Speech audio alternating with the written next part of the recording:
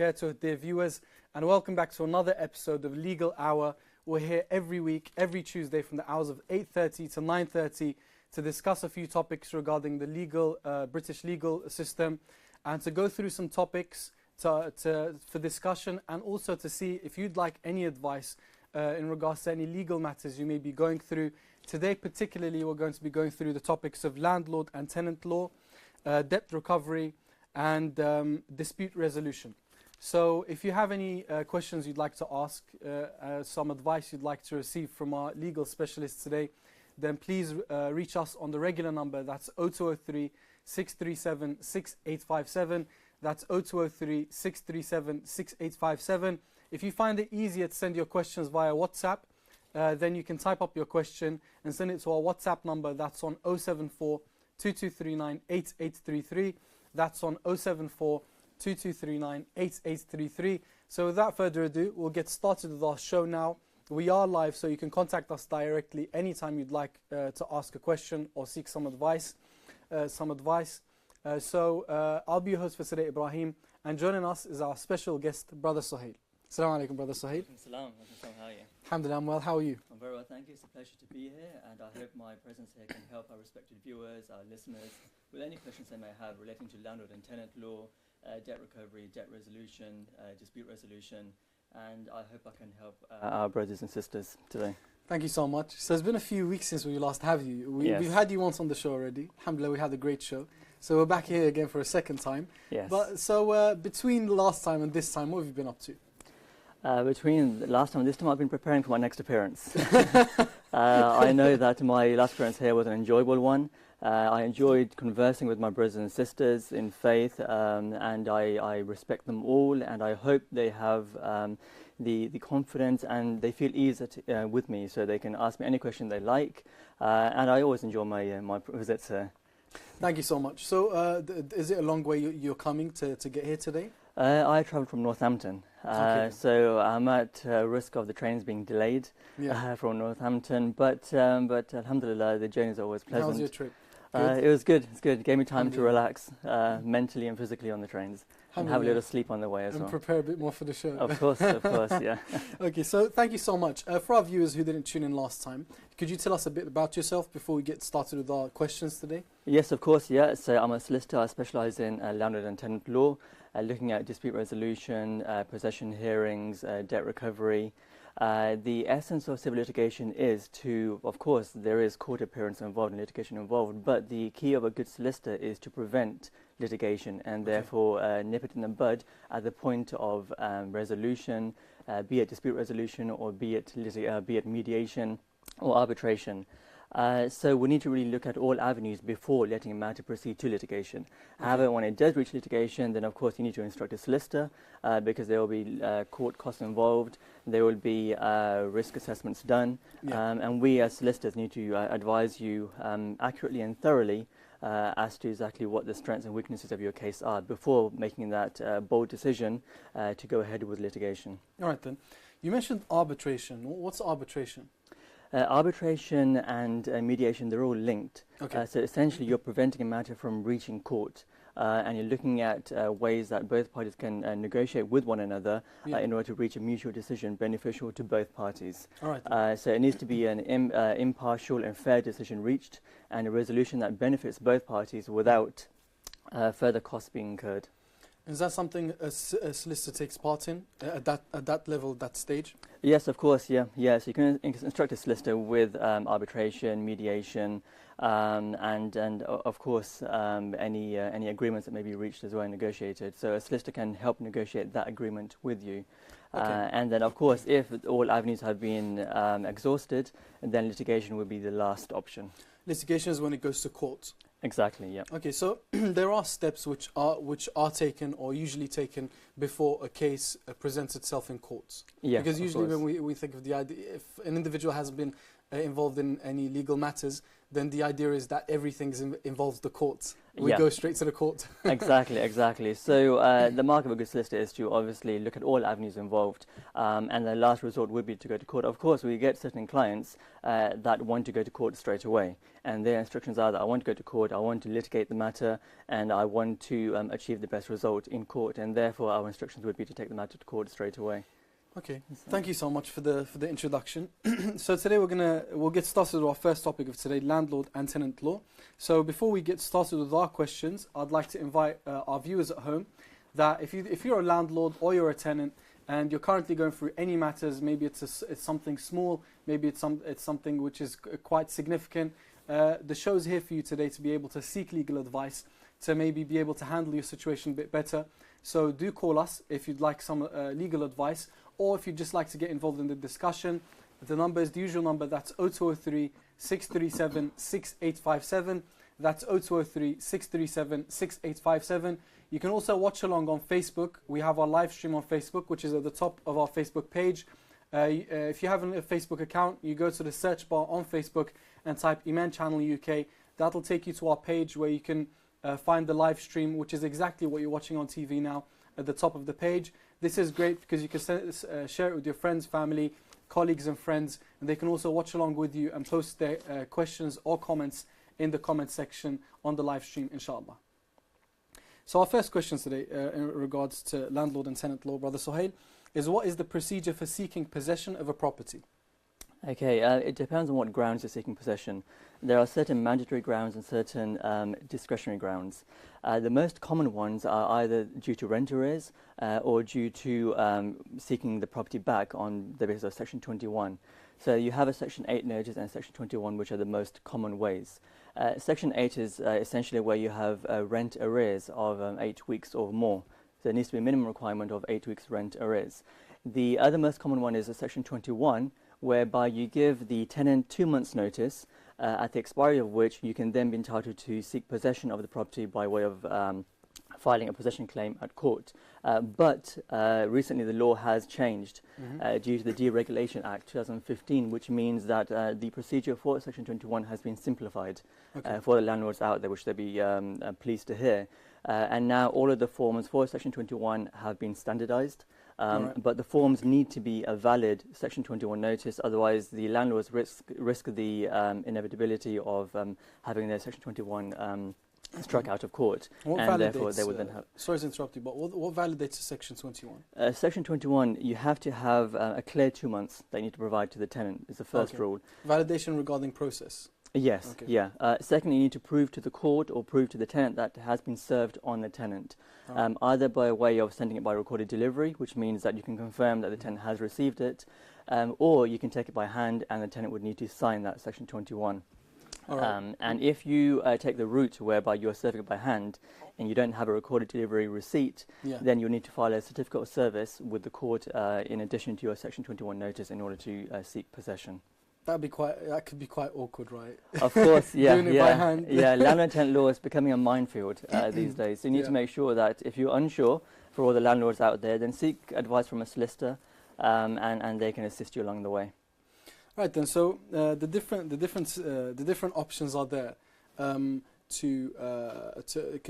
explained there's different options the landlord has in regards to this is to evict the tenant. Yes, Can we say that's the right word to say? To evict the tenant, and the most common ones are obviously Section 21 or Section 8 due to rent arrears. All right then, thank you so much. So the one that's due to rent arrears is basically a tenant is not paying up, and you know the landlord's in a position where they need to their business to be going ahead, or the purpose of the building being there to be to have tenants who are paying up. And the other one is just when the landlord would just like the tenants out because he has his own plans for the building or whatever else. Exactly right, exactly right. You've hit the nail on the head there. Thank you. So essentially, the rent arrears route, there has to be a clear 8 weeks worth of rent arrears in order to seek that route. Sometimes, or many a time, you find a landlord would have 1 month worth of rent arrears and then seek possession. In that case, the possession claim would be invalid, Section 8 notice would be invalid. So there needs to be, if the rent is paid on a weekly basis, 8 weeks worth of rent arrears monthly, 2 months. All right, Brother Suhail, we're going to go after a quick break, inshallah. So for our viewers at home, we'll be back after a few minutes, inshallah. So be sure to tune back in. We'll continue the discussion, inshallah.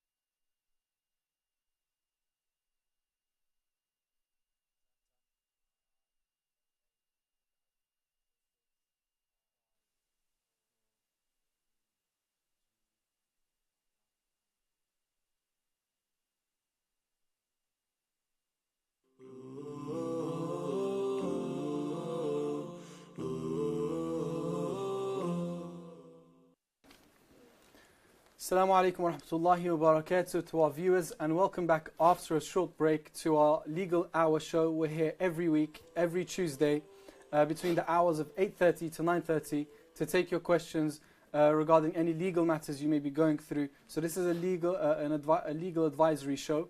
We have our specialist today, our solicitor brother Suhail, with us today to answer your questions.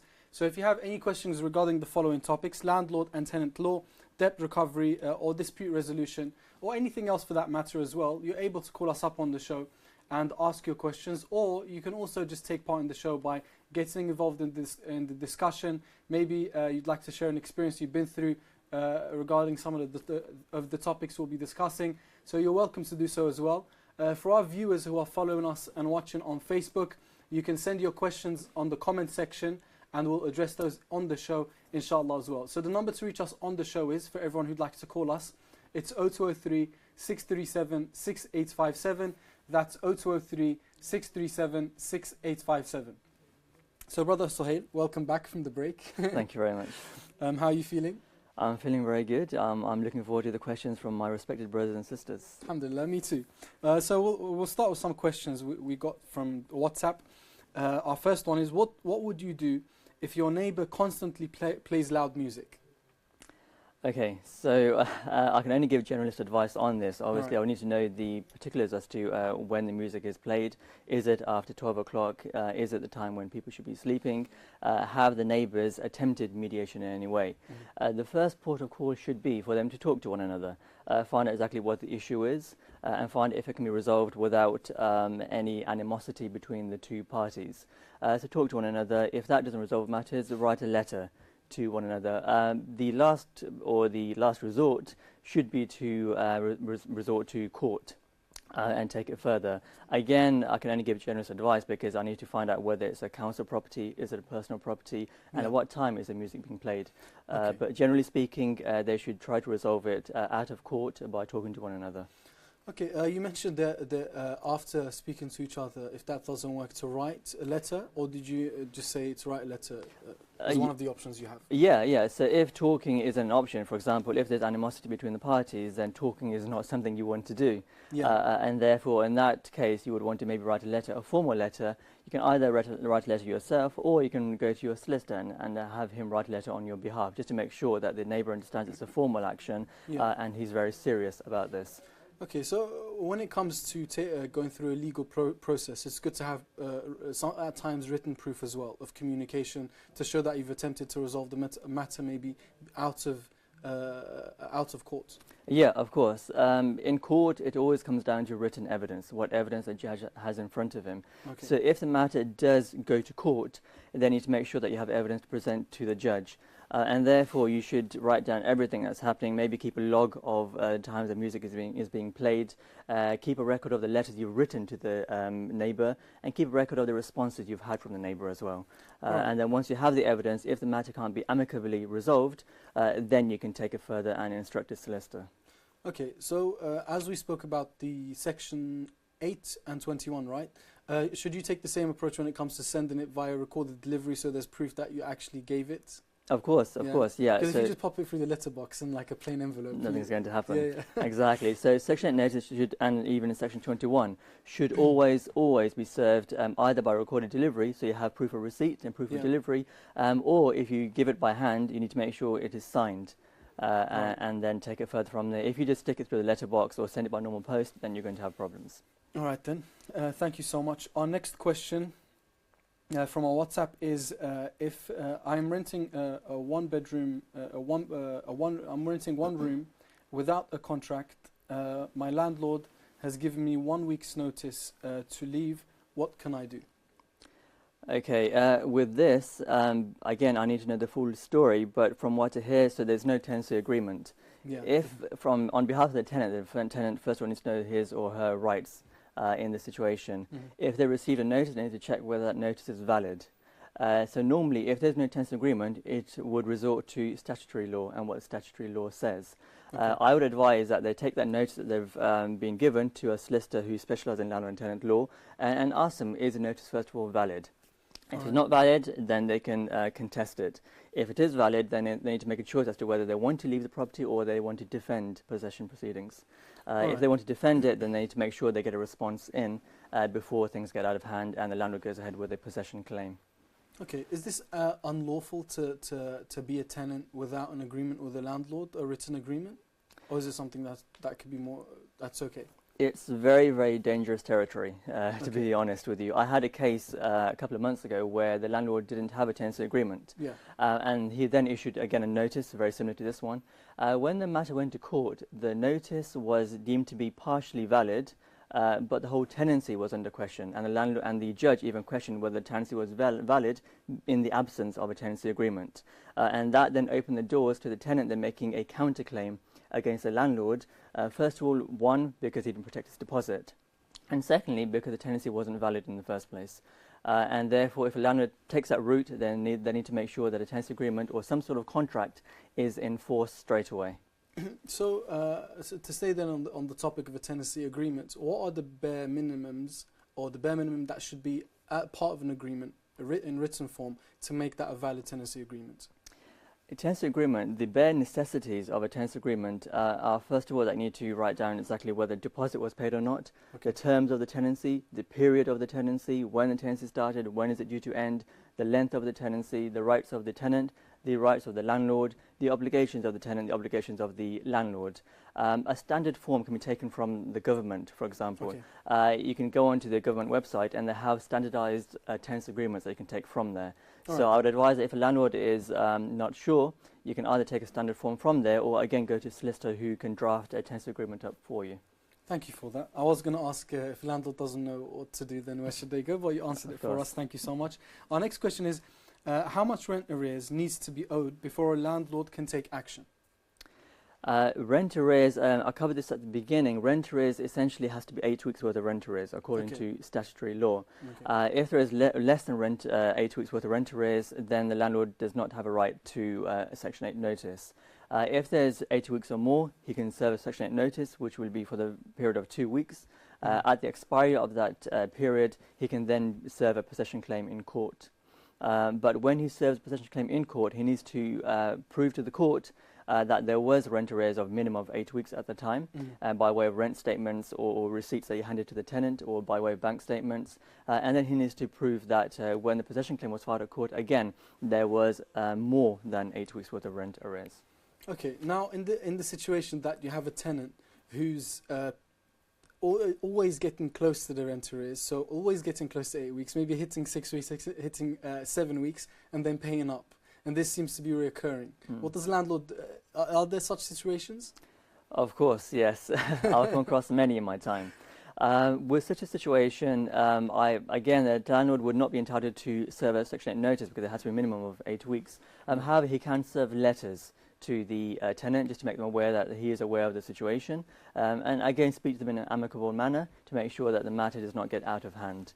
But he must make sure there is a minimum of 8 weeks worth of rent arrears before he serves a Section 8 notice or before it goes ahead to court. Okay.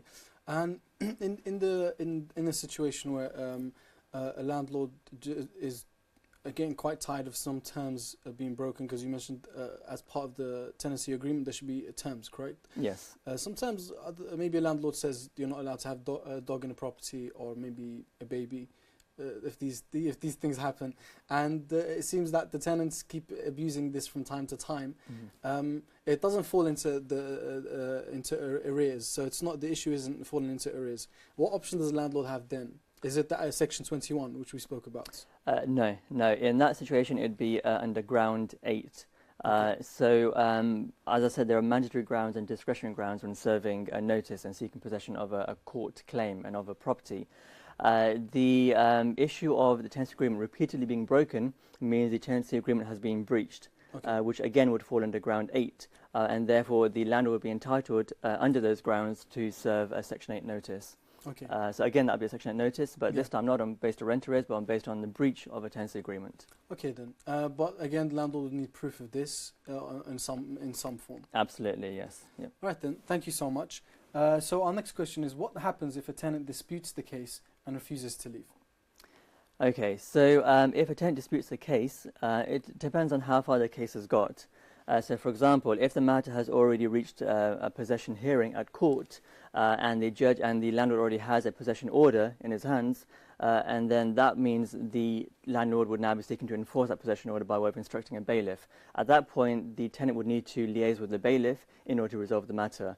If it hasn't gone to that stage, then the tenant would need to file a defence at court to put across his version of the events and write down exactly why he feels the landlord is not entitled to possession of the property, maybe confirm or prove to the court that he has paid rent arrears on a timely manner and there is no rent arrears, or maybe prove that the notice he received from the landlord was not a valid notice. So, but it needs to be done within the time frame that the possession claim would allow the tenant.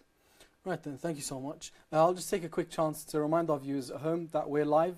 This is Legal Hour. If it's your first time tuning in, this show's about giving you the chance to have access to a solicitor, someone who specialises in the legal system and is able to give you advice accordingly to any situations or matters you might be going through at the moment legally. So today the topics we're going through are landlord and tenant law, debt recovery and dispute resolution. You can ask us anything from these topics, or you can also ask us anything else for that matter. You know your questions best. So to reach us, we'll be here up until 9:30 today, live on the show. This show is here every Tuesday, so take the chance, inshallah, to get in contact if you have any questions or would like any advice. Otherwise, we'll be here until next week, Tuesday. The number to reach us on is 0203 637 6857. That's 0203 637 6857. That's to reach us on the show. To send your questions via WhatsApp, all you have to do is type up your question on your phone and send it to our WhatsApp number, which is 074 2239 8833. That's 074 2239 8833. For all our viewers watching along on Facebook, you can go on our Facebook page. You just type in the search bar Eman Channel UK. You'll find the live stream, which is exactly what you're watching on TV now. If you are watching along, you can send your questions on the comment section and we can address those on the show as well. If you have a lengthy answer, you can use our email option, which is our last option, to legalhour@emanchannel.tv. That's legalhour@emanchannel.tv. So Brother Suhail, we have about 30 seconds before we go off to our adhan break for Isha. So I think we'll leave our next question until then, inshallah. Okay. Right, so we'll go for a quick break. So if everyone watching at home and watching along on Facebook, we're going to take a quick break for a few minutes, inshallah, for Isha adhan, and then we'll be back to continue taking your questions and discussing the points we had today, inshallah.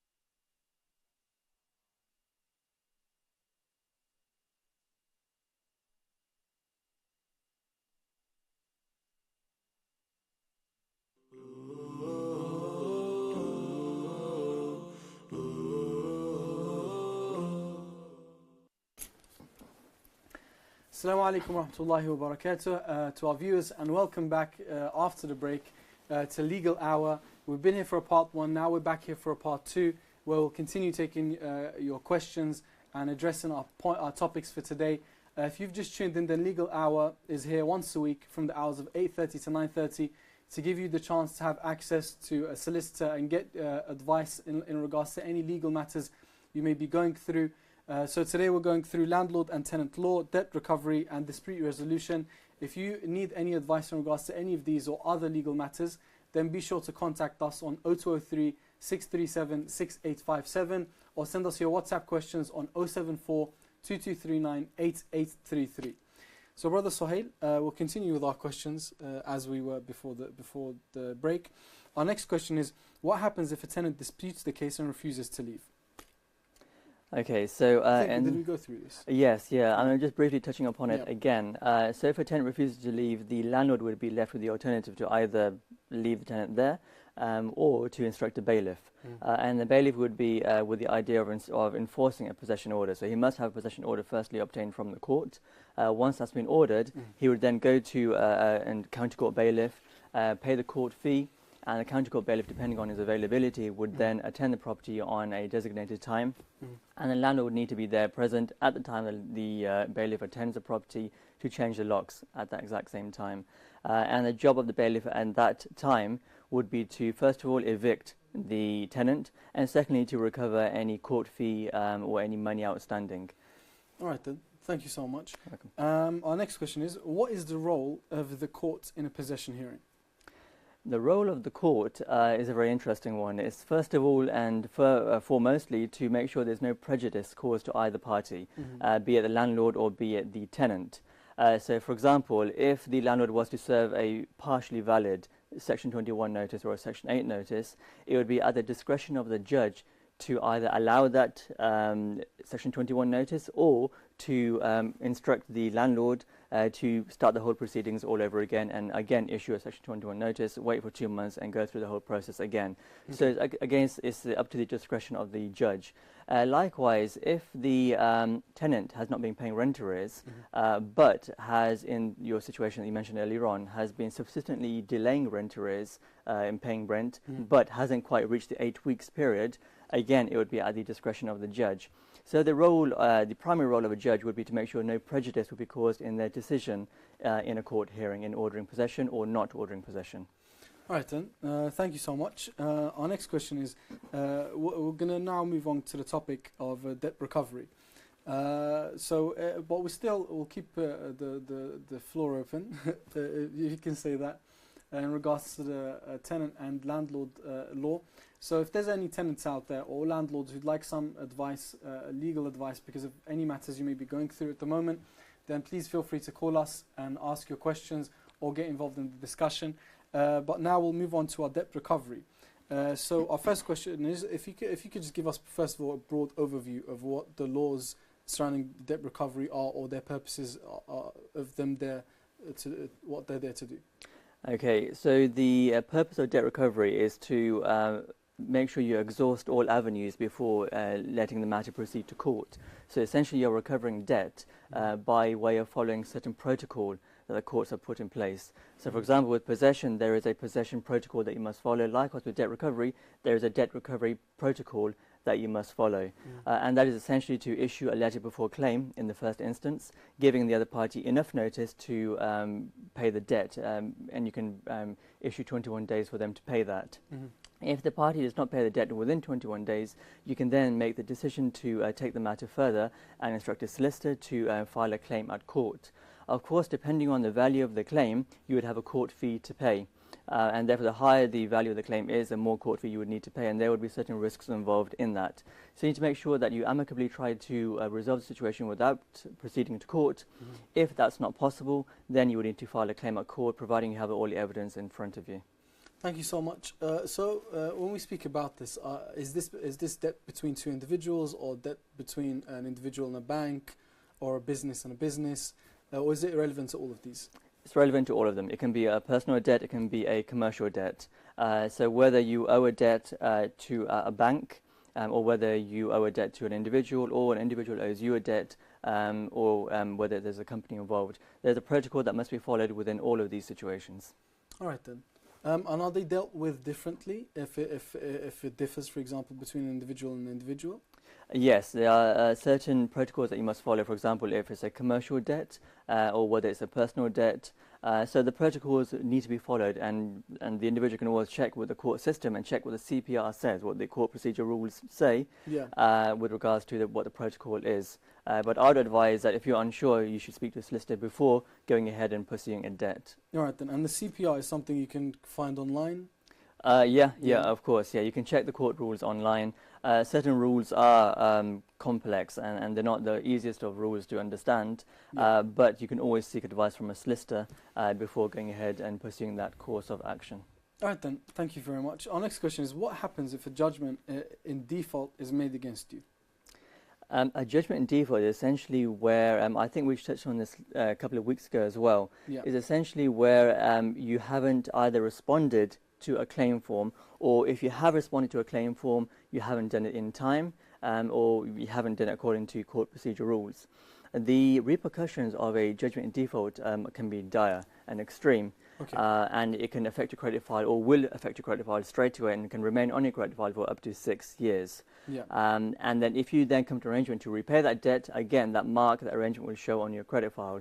The repercussions can involve the enforcement of a judgment in default. For example, the claimant may instruct a bailiff to recover that debt and enforce a court order, or he may seek to fix a charging order on your property, or he may go for bankruptcy route.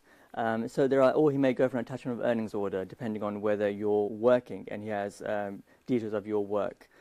So there are certain enforcement steps the claimant can take, and a judgment in default would allow the claimant to do all of those. So it's very important and of fundamental importance that the defendant doesn't allow it to reach that stage. All right then. Thank you so much. Now, what happens in a situation where an individual cannot afford to pay the debt that they owe? If an individual can't afford to pay the debt, then they should negotiate. This is where mediation negotiation comes in, which we were discussing at the start of the show. So this is where you can either speak to a solicitor or speak directly to the claimant and negotiate with them. Say that, look, I can't pay the debt in a lump sum. However, I can pay by way of monthly installments, be it £50 a month or however much you can reasonably afford to pay. Of course, if the matter has already reached court, then any offers of settlement will be shown in your favour in the court. And therefore it is in your interest, being the defendant, if you're the defendant, to try to negotiate with the claimant and try to make offers of settlement, be it in court by way of evidence or off the record. But you should always make attempts of settlement before the matter gets extreme. So it's a good thing when it's clear that you're willing to cooperate and you're willing to pay what you owe, instead of just being difficult about it, and then it goes to court, it becomes against you. Exactly, yeah. The last thing you should do is bury your head in the sand, and then things get out of hand, and then you suddenly have a judgment in default made against you. You should always approach the matter head on and try to negotiate by way of repayments or make offers of settlement. That's always the best course of action. I have seen cases, or maybe it's common, where you find if a company, if it owns the debt or is acting on behalf of someone else, would usually do so in regards to offering means of settling the credit, the account, whether it's in installments or otherwise, in reducing the amount. Yeah, of course, If you have someone acting on your behalf, be it a company or a solicitor, then they can always negotiate with the other party and try to reduce the amount or come to a settlement figure that can be agreed by both sides. So you can certainly go about it that way as well. It all comes down to whether you actually admit you owe the debt. If you don't owe the debt, then you need to contest it and not make offers of settlement. So that would be the last thing you should do. If you owe the debt, you know you owe the debt, and you know that you can't defend that in court, then you should certainly make offers of settlement. All right then. So with that, we'll go off to our first caller of the show, inshallah. So assalamu alaikum to our caller. Welcome to the show. What's your name and where are you calling from? It's Abdul Shakil. Assalamu alaikum, brother Abdul. And I'm calling from Luton. Welcome to the show, brother. And what's your question for us today? Yes, it's just a civil matter. I had given my car, my taxi, to a brother in Luton, and what's happened, the car has not been repaired up to now. It's been about 4 or 5 months. Yeah. So my question to you is, what legal action should I take? Because I'm a self-employed taxi driver. Yeah. And the car is still with him. Yeah. And the plate is going to run out this month with the council plate. Okay then. Okay, Yeah, brother, so can you clarify? He disappeared to Pakistan to do his wedding for his daughter. All right. Okay, brother, Right, can you and- clarify on what basis did you give the car to him? Gigi, I gave it in January 17th. Okay, but on what basis? Was it because you were just lending the car to a friend, or was there a contract or a formal agreement in place? No, brother. The car had an accident, so I gave it to him for repairs. Oh, I see. Okay. I see. Okay. All right. Gee. Do you have any more questions for us, brother? No, that is the only question I have. And so this guy basically disappeared to Pakistan to do his daughter's wedding. Yeah, yeah. And he's going to come back on the date when my MOT expires. All right then. All right then. So I want to take legal action against him. So what should I do? All right then. Thank you so much for your call. Do you want to ask any questions? That's fine. Thank you very much, Yeah. brother, for your call, and I shall do my best to answer your question. Be sure to call back if you have any more questions, brother. May Allah reward you. Okay, Jazakallah khair. Okay, Assalamu alaikum wa Oh, yeah. rahmatullahi Wa alaikum wa barakatuh. salam wa rahmatullah. So the brother explained that he's given his car to be repaired to an individual, a friend or a family member. It's been 4 or 5 months since this has taken place. He hasn't received his car back. It's how he makes a living. It's his taxi. So he'd like to know what legal action can he take. Also, with this individual's not in the country, they're currently gone abroad for their business, for their own business, and if it's relevant, the MOT is expiring when the individual's back. I don't know if that's relevant. Okay. He'd like to take legal action. Okay, right. First of all, again, generally speaking, without seeing any paperwork or asking further questions to my brother, general advice would be that, first of all, if he gave the car with the intention that repairs should be done on the car, then you need to evidence that. So if there was a contract drawn up, fine, you need to evidence that. If there was no written contract, which I'm thinking in this situation there probably wasn't, then you would need to first of all write down the dates as to when you gave the car to him, and was he authorized to carry out repairs on your car? If you gave a car to an individual, then either that individual owns a garage or he owns a repair center. If he is authorized to carry out repairs in that capacity as a mechanic or as an engineer, then you can obviously issue a letter before claim and pursue it from that course of action.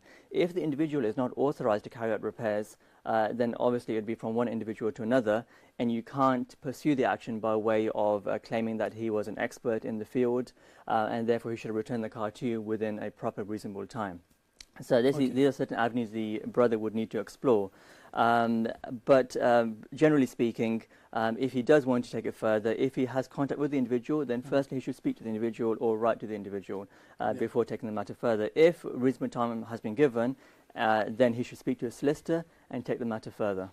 Okay, so you mentioned one of the points is to have proof that this individual is qualified to be doing the job he was given to do. Yes. He's a mechanic. Yeah. So if the brother has given a car for the purpose of repairs being carried out, then that individual should have been a mechanic or an engineer in his capacity. If he wasn't, that's something that the brother obviously would know, something he needs to ascertain. All right then. So it's important for that proof to be there in Of regards to this course. individual being someone, maybe a business owner or someone who repairs cars. Yeah, of course. If his job is not to repair cars, then you may have a problem. Does make the case a bit difficult. Yeah. If the person is an authorized garage or mechanic, then that would certainly strengthen his case. All right then. Thank you so much. Thank you for our brother for calling up. For the rest of our viewers at home and everyone watching along at Facebook as well, this is Legal Hour. If you've been here before, then you know this show's all about giving you the chance to have access to someone who knows about the legal system in the UK and is able to advise you accordingly regarding to any legal matters you're going through. If it's your first time tuning in, then be sure to give us a call if you have any questions. Our number is the regular number to reach us on the show. That's 0203 637 6857. That's 0203 637 6857. You can also send us your questions via WhatsApp on our WhatsApp number. That's 074 2239 8833. That's 074 2239 8833. So I'll continue on our topic of debt recovery. And I wanted to ask you how we spoke about the offers of installment being given and so on. Now, in the case that, as you said, if you do not owe the debt and as you've been wrongfully accused, you should not take ownership of the debt. You shouldn't come to any agreements or anything. Not at all. No. But in the case that an individual does own a debt and they're hiding, basically they're avoiding the debt, which you said they shouldn't do because it works against you in court. Of course. How does the individual go about recovering this debt? Okay, so from the claimant's point of view, if the individual wants to recover the debt, firstly, if he already has that judgment in default against the defendant, then he needs to enforce that judgment. If he's trying to get that judgment against him, he needs to first of all write a letter before claim. So follow the protocol, give the individual 21 days. If the individual does not respond, or he does respond, but you're not happy with the response, then you would need to take the matter further and issue a claim at court. But as I said earlier, the claimant needs to make sure that he has all the evidence to prove that the individual does owe the debt to you, on what basis the debt is owed, and you have evidence surrounding the debt and why the debt was given, why the payment was made to that person in the first place. Only when you are absolutely sure, then you can pursue a claim at court, file a claim at court, show them that you have given them reasonable notice by way of a letter before claim to settle the debt, and then you can pursue the matter in court. Okay. Now, if the individual is not being responsive because of, let's say, valid reasons, they're in financial difficulties, or they're very worried and they're scared because it's a large amount. Do you advise that they continue, like you said, to bury their head in the sand and try and avoid it? Or should they, regardless of the matter, they should come forward and trust that best resolutions will be made if they come forward and want to communicate and cooperate? They should always come forward and cooperate. If they bury their head in the sand and pretend it's not happening or procrastinate the matter, it's going to work against them.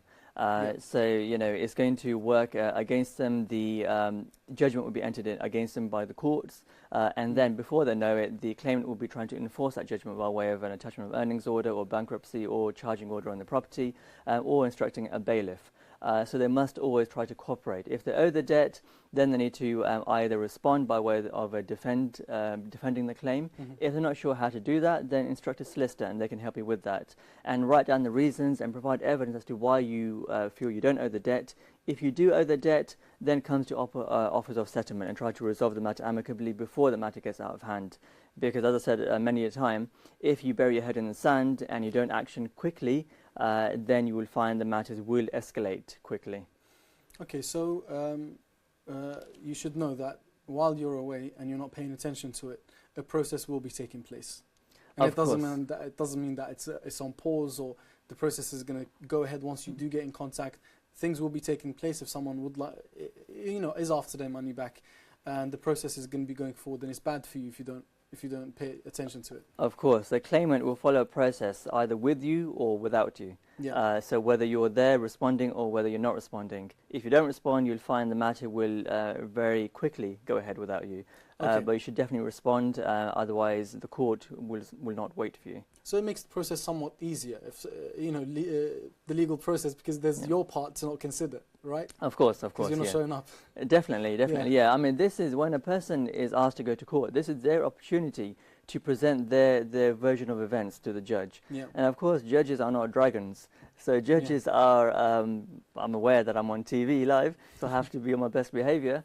But judges, their main duty and their primary role is to make sure that they exercise and promote fairness within a court system. And therefore, they need to be fair to all parties. And therefore, if a defendant has not responded, the judge would have no choice and no option but to enter a judgment against them or to enter a verdict which would not be in their favour. And therefore, it is in the interest of the defendant or the claimant to attend any court hearing or to respond to any court papers. And the judge will then give you that opportunity to present your version of events before the court. Thank you so much. We'll go off to our WhatsApp question now. Assalamu alaikum. I have it starts with have. I'll just continue. Have a tenant owns large amount of rent and left property damaged. Okay, so I have a tenant who owes a large amount of rent and left the property damaged, but it's been roughly 5 to 6 years ago. Can I still claim and take them to court? Is there a time limit you can claim? Okay, sorry. How long has the arrears? This took place 5 to 6 years ago, and he explains that there's a large sum owed, and the property was left damaged. Okay. The period of time, again, without seeing the paperwork, generally speaking, you have a certain period by which you must claim any debt owed to you or any arrears. Yeah. If this happened 5 or 6 years ago, he's going to find it extremely difficult.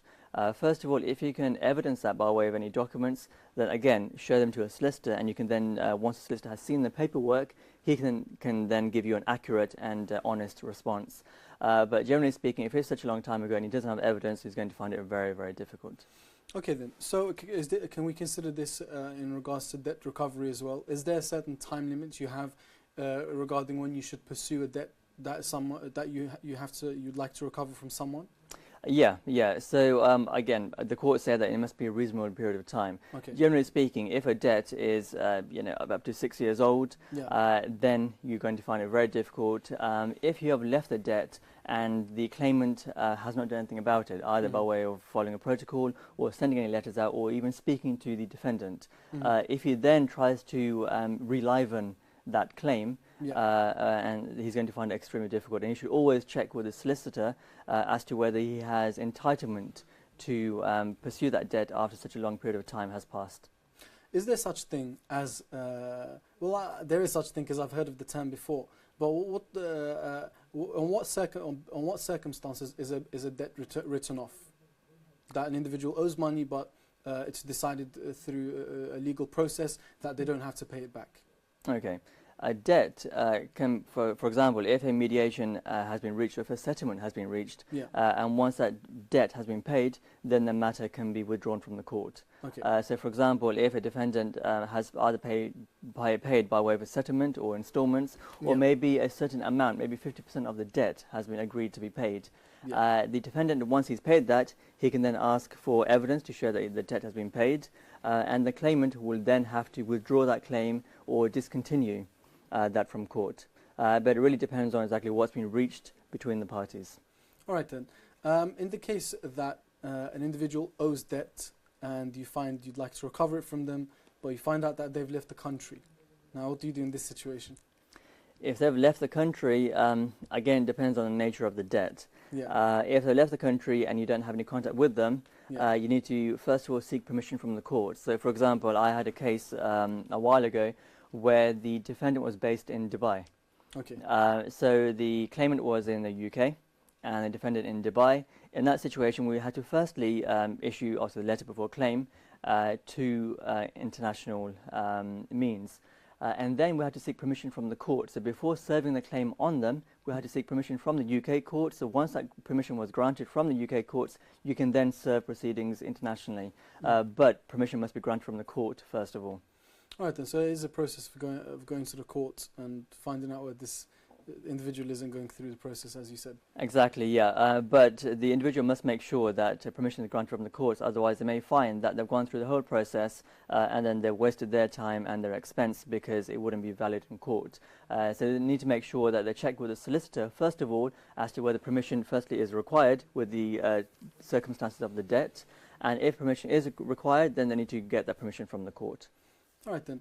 Now, if you find yourself in a position where it's difficult as someone who'd like to recover some debt to go through a legal process, you feel like it may be, in some cultures, you may feel it's offensive because it's a friend or a family member or someone you've done business with. Is this something we should think of this way, or should the legal system be seen as more a place to find a solution within rules which are there to protect us, ourselves and the matter from, people, situations can get really bad sometimes. When people have conflict between themselves, and when you don't go through the right channels, sometimes people, end up fighting and relationships messing up. Is the legal process something which should be seen as something good, not something to be taken offense by if you'd like to go through that process with someone? Yes, of course. I know that with certain, for example, there may be cultural sensitivities around it. There may be maybe the claimant and defendant are related, or maybe they may be friends. So certain relationships, certain peer pressures that you may have on you would prevent you from taking an action. But the court system should be seen as something that will promote justice. And therefore, if you are owed a debt, or if you're a landlord and you have a property and you are owed rent arrears on that property, then you should see the justice system as something that will promote fairness and something that will help you to enforce your rights and to realize exactly what your rights as an individual, as a human being are. We all have rights in this country, and we are blessed with the rights that we have from Allah subhanahu wa ta'ala. So we need to make sure that we exercise those rights by way of either seeking advice from a solicitor, and if they advise us that the court system and litigation is the only route in that given case, then you should not be afraid of it and you should embrace it, and with the right advice make an informed decision. But you should always seek advice before making an informed decision. The court system is a good system, providing you know how to follow it and providing you have the right advice to follow it by. Thank you so much. I wanted to touch on a final point, which was in regards to a credit file, what this is, and if you could tell us a bit more about it. But I think we're reaching the conclusion of our show. So I'd like to take the chance to say thank you very much, Brother Suhail, for joining us today. It was a pleasure to have you here since last time. No, it's a pleasure to be on the show, and I hope that any questions that our brothers and sisters didn't have the opportunity to ask, they can always email them to me or email them to the show, and I'll be more than happy to answer them. All right. But feel free to ask any questions at all. Thank you so much, Brother Suhail. For our viewers at home, thank you so much for watching. Thank you for everyone who sent their questions in today. Until next week at 8:30. Assalamu alaikum wa rahmatullahi wa barakatuh.